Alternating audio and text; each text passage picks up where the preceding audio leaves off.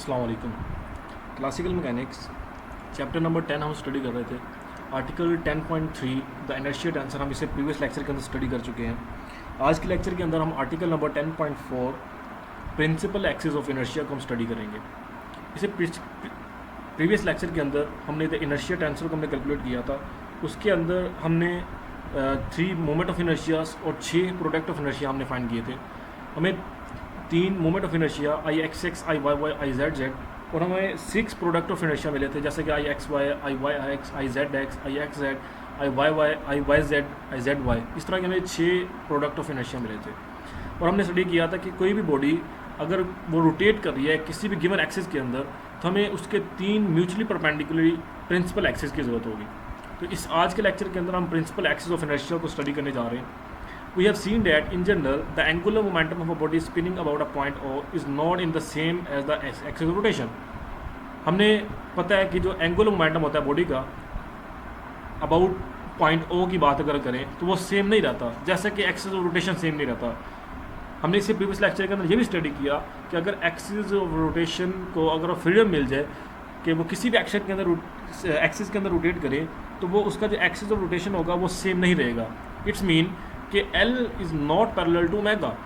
L और omega जो है एंगुलर मोमेंटम और फ्रीक्वेंसी जो है आपस में एक दूसरे के पैरेलल नहीं है।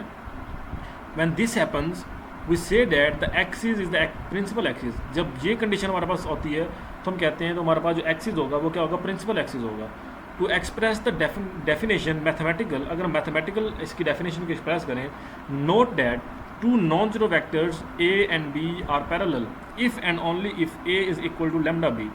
2 नॉन जीरो वैक्टर्स हैं A और B, वो पैरेलल सिर्फ तब होंगे जब A is equal to lambda B होगा। अब यहाँ पे हमारे पास लैम्डा क्या है, लैम्डा कोई भी यहाँ पे क्या है, सब रियल नंबर है। L is equal to lambda omega. अगर ये केस होगा तो हम कहेंगे कि L और ओमेगा क्या है, एक दूसरे के क्या है, पैरेलल है।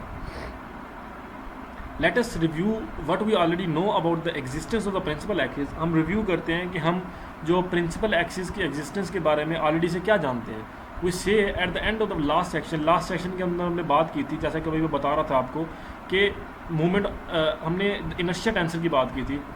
आई with respect to chosen set of axis, chosen set of axis हमें कुछ जो है इनर्शिया टेंसर मिला था, मोमेंट ऑफ इनर्शिया और प्रोडक्ट ऑफ इनर्शिया मिले थे, जिसको अगर हम मैट्रिक्स के फॉर्म के अंदर अगर लिखें, अगर उनको डायगोनल्स की फॉर्म के अंदर लिखें तो I is equal to lambda 1 lambda 2 lambda 3 मिलेंगे। ये लैम्डा 1 लैम्डा 2 लैम्डा 3 बेसिकली हमारे पास क्या है, मूवमेंट्स ऑफ एनर्जी हैं। The 3 numbers that I have denoted by lambda 1 lambda 2 and lambda 3 are the movements of inertia about 3 principal axis and are called principal movements, और जिनको हम क्या कहते हैं, प्रिंसिपल मूवमेंट्स कहते हैं। Existence of principal axis, principal axis की existence की बात करें तो for any given any rigid body and any point O there are 3 perpendicular principal axis. ये भी मैं आपको आर्टिकल के स्टार्ट में बता चुका हूँ कि अगर कोई बॉडी रिजिड बॉडी है वो किसी पॉइंट O के रोटेट कर रही है तो उसके 3 परपेंडिकुलर प्रिंसिपल एक्सिस होंगे through O। That is, there are 3 perpendicular axes through O with respect with the inertia tensor I. उसके 3 perpendicular axes होंगे O with respect to inertia tensor I, उसके डायगोनल के अंदर क्योंकि inertia tensor है।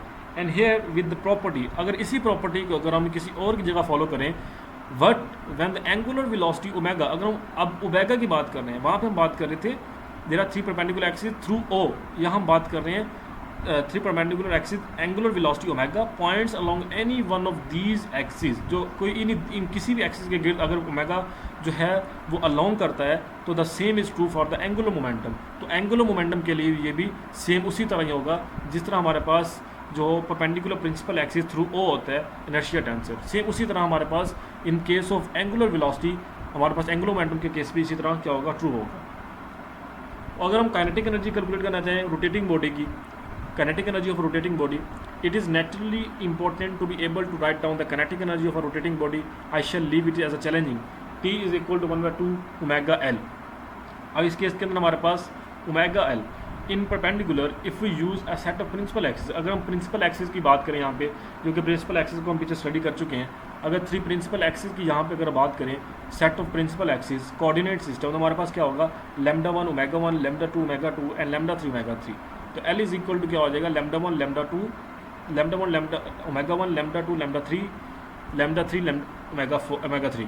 तो इसको अगर हम इस एक्सप्रेशन के अंदर कैलकुलेट करें तो t is equal to 1/2 omega 1 sorry lambda 1 omega 1 का स्केयर प्लस लैम्डा 2 ओमेगा 2 का स्केयर प्लस लैम्डा 3 ओमेगा 3 का स्केयर।